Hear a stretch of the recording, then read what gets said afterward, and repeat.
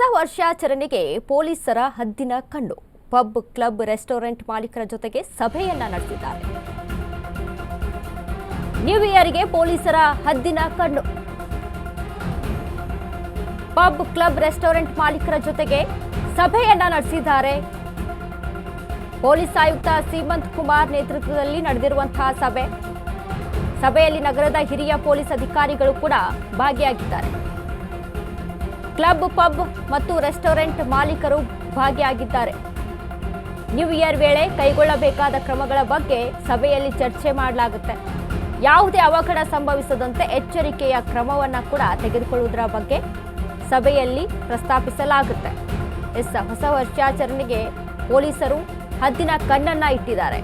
ಎಲ್ಲೆಡೆ ಕೂಡ ಹೆಚ್ಚಿನ ಸಿಸಿ ಕ್ಯಾಮೆರಾ ಅಳವಡಿಕೆ ಮಾಡುವಂಥದ್ದಾಗಿರ್ಬೋದು. ಅದ್ರ ಜೊತೆಗೆ ಯಾವ ರೀತಿಯಾದಂಥ ಏನು ಮೇನ್ ಪಾಯಿಂಟ್ಗಳಿದಾವೋ, ಒಂದು MG ರೋಡ್ ಆಗಿರ್ಬೋದು, ಕೋರಮಂಗಲ ಆಗಿರ್ಬೋದು, ಈ ಕಡೆ ಎಲ್ಲ ಪಬ್ಬು, ರೆಸ್ಟೋರೆಂಟ್, ಬಾರ್ಗಳಲ್ಲಿ ಒಂದು ಹೆಚ್ಚಿನವನ್ನ ನಿಗಾವನ್ನ ವಹಿಸ್ಕೋಬೇಕು ಅಂತ ಹೇಳಿ ಸಭೆಯನ್ನ ನಡೆಸಿದ್ದಾರೆ.